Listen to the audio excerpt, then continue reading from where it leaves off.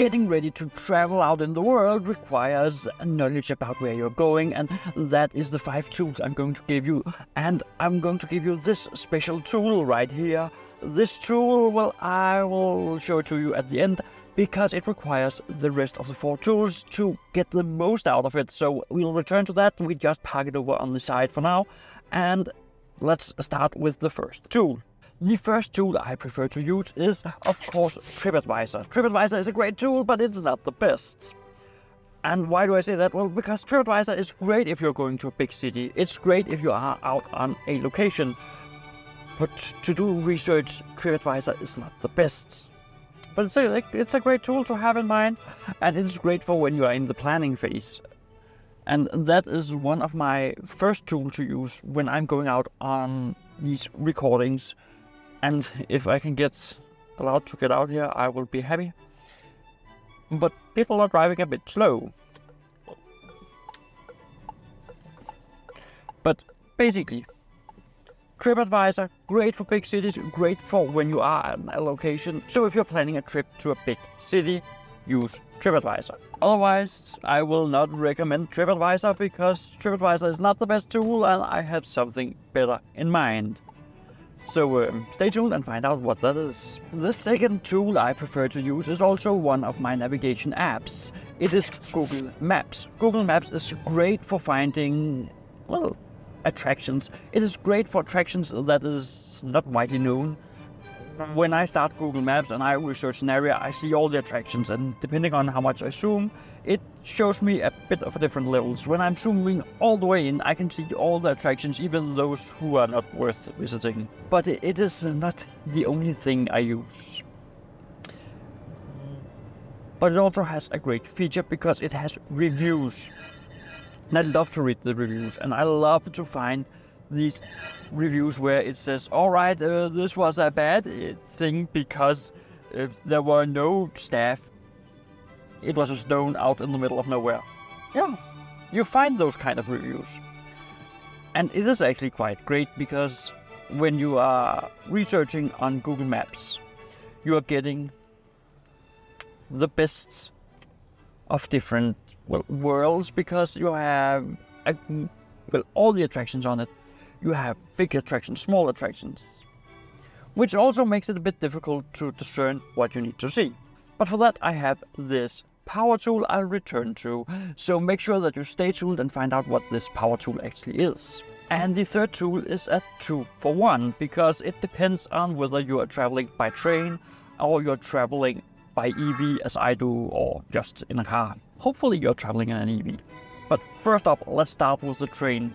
The Omeo app, where I can buy train tickets, bus tickets, plane tickets, all in one app, is my go-to for planning my vacation when I don't take my car along. I used it last summer when I was down in Germany. I used it to buy the tickets down to Germany. In Germany we used the Deutschland ticket. Check out the description for the playlist with all the videos.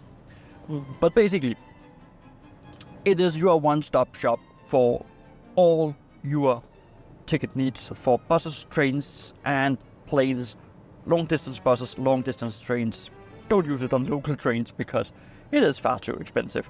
But I like this app, and if you use my link down below, I get a little kickback every time you buy a ticket. So check it out down below and get the Omeo app and make a use on that. I can warmly recommend it. I have had no problems with it. And the second one is if you're in an EV. And if you're in an EV, you can use a better route planner. A better route planner is if you don't have any form of trip planning in your own vehicle. My car doesn't have it, so yeah, I have to use something like a better route planner. What is this? I can turn slowly out here, yes. But using something like a better route planner gives me the ability to actually just plan my trips, say, oh right, where do I need to stop in and charge? And you can get it to communicate with your vehicle. Yeah. And how do you do that? Well, you use the Trinity app. I have linked both apps down in the description. The Trinity app, if you pay for it, I get a little kickback, just for full transparency. But what I like about it is that I can see how much power will I arrive at my destination with? Where do I need to charge? For how long do I need to charge? Of course, you cannot prime the battery, but, well, I don't need that. My car doesn't have a GPS with route planning, so I use a better route planner because, well, it's easy for me. I used it on my trip to Oslo. I also use it in my daily commute, so I actually like that. Also because it gives me that sense of I know how much power I'm going to use. And why do I use it in my daily commute, you might ask? Well, because I want to make sure I get there in one piece with the maximum amount of battery. And this app will tell me if I need to slow down. Because sometimes you need to slow down in order to make sure you have enough battery. That's the simple reason for that. So check them out down below, and we have reached the fourth app. And the fourth app, what is the fourth app? My fourth app is Booking.com. And why Booking.com? Why not Hotels.com? Well, because Booking.com also have these great apartments. I usually book them because I like to have my own kitchen, and I can get some very good prices. That's the most important thing, getting good prices. I like good prices. But basically, I use Booking.com to find my hotels, and when I'm out and about, I find great hotels. I find great apartments. I find great places to stay on the cheap. The apartment I found in Hamburg and all the hotels on our Berlin trip or on our Germany trip were from Booking.com, and there was one I was disappointed in, but it didn't have that great reviews. The reviews are the important thing here, and I will make an entire episode on how to, well, get the most out of reviews, because you don't have to go for the 5 stars. It's a little more tricky than that. But I'll make an entire episode to get the best and cheapest hotels on Booking.com by understanding reviews. So make sure you're subscribed and have clicked that bell notification icon so you get notified every time I upload a new video. And that leaves us with the final fifth app, the secret app, this app here, the secret one. So stay tuned, find out. So the fifth and final app, let's see it. It's of course ChatGPT. And why do I say ChatGPT is a great travel app? Well, I have it on my phone. I can use it for almost all my needs when finding attractions. When I'm sitting at home planning, I ask it, all right, what do I need to see in this city I'm going to? Let's for example say I'm going to Brno. What do I need to see? It will of course say Spielberg Castle, and will of course say something like the World War II bunker down there, and it will say a lot of different things. So I will then remake my prompt. I will say, all right, I need to see something that most people misses when they are out and about in Brno. What can you recommend? And it will come up with some great suggestions.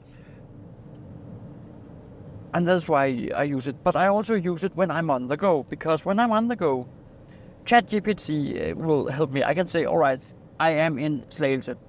What is interesting in the vicinity? I don't have a car, so I have to be able to get there with public transport. And then it will come up with a series of free, fun activities. I can also say, all right, I like to pay. All right. Now we broaden it a bit and we say, what is there of non-free options in Slagelse? And it will give me a selection and say, all right, you can do all this. It's fine. Let's try one of these things. Because, you need to go out there and explore, and ChatGPT can help with that. For example, recently I was in Aarhus, and we have actually asked Aarhus, what are the top 2 things you need to see? I have linked the video down below. 24 hours in Aarhus. What is the top 2 things I need to see? And it was, of course, Aros and the old city of Aarhus. But there was more to it than that, because, Aros, great art museum. If you want to know more about that, check out the video down below. And, of course, the old city. Well, I urge you to see that episode, because it was actually quite informative to being in the old city. So, check it out down below. Besides that, it also told me that we need to go out to the bazaar. Something I did not record because it was a personal trip and I wanted to, see something different.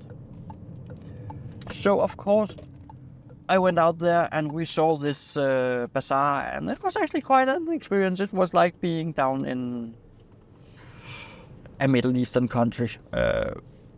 I got the same feeling. I got from markets in Turkey. I got the same feeling as I got from markets, actually also in Europe. If we take markets in Poland or something like that. I got this great feeling, and that is why ChatGPT is really great. It can send you out on places you did not expect to go. I was almost about to hit a tree there because the other car didn't want to move. But besides that, ChatGPT is so great, and if you want me to make an entire episode on ChatGPT, the only thing you have to do is, well, of course, like this video. Besides that, I have another interesting video for you right over here. It's a video YouTube thinks you will so much like, so check it out right now.